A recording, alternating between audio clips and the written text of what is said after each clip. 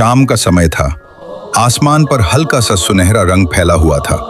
मोहल्ले की मस्जिद से अजान मगरिब की आवाज गूंज रही थी। 10 साल का अहमद बार बार घड़ी देख रहा था।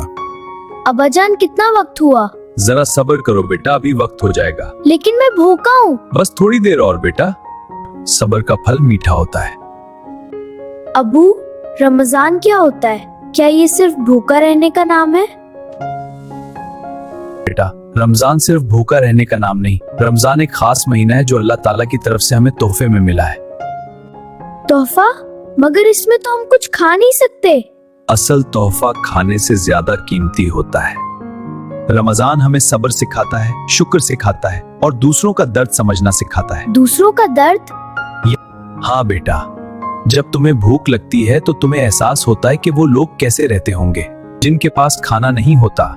इसलिए रमजान हमें सिखाता है कि हम गरीबों की मदद करें। इतने में अजान हो गई। वाह अबू, वाकई सब्र का फल मीठा होता है। देखा, चंद मिनट के सब्र ने इस खजूर को कितना मजेदार बना दिया। खाने के बाद अहमद अब्बू के पास बैठ गया।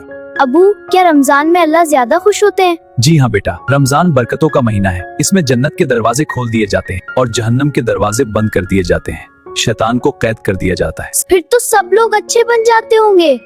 कोशिश तो यही होती है, मगर असल बात यह है कि रमजान हमें बदलने का मौका देता है। अगर हम चाहें तो अपनी बुरी आदतें छोड़ सकते हैं।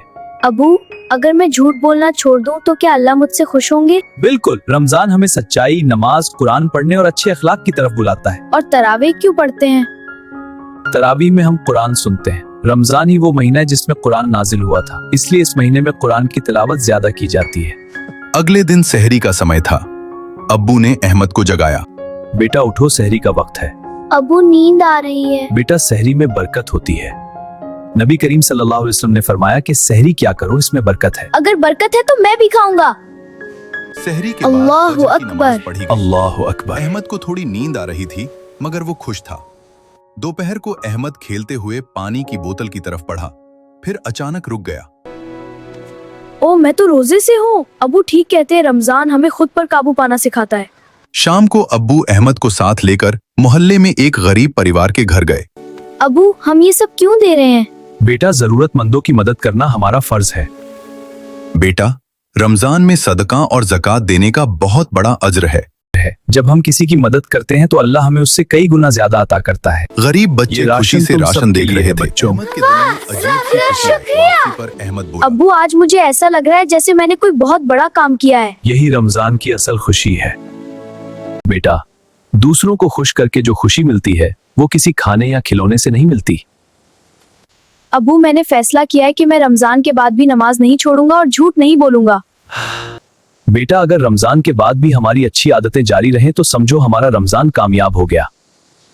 या अल्लाह, मुझे अच्छा बच्चा बना दे। बेटा, रमजान अल्लाह का खास महीना है। ये हमें सिखाता है कि जिंदगी सिर्फ खाने पीने का नाम नहीं, बल्कि सब्र, शुक्र, इबादत और मोहब्बत का नाम है। अबू, अब मुझे समझ आ गया, रमजान भूखा रहने का नहीं, दिल को साफ करने का महीना है। बिल्कुल मेरे बेटे, और जो अपना दिल साफ कर ले वही असल कामयाब है। Ready for prayer, son? Yes, Dad. Let's go. Good. It's this way. I see the mosque.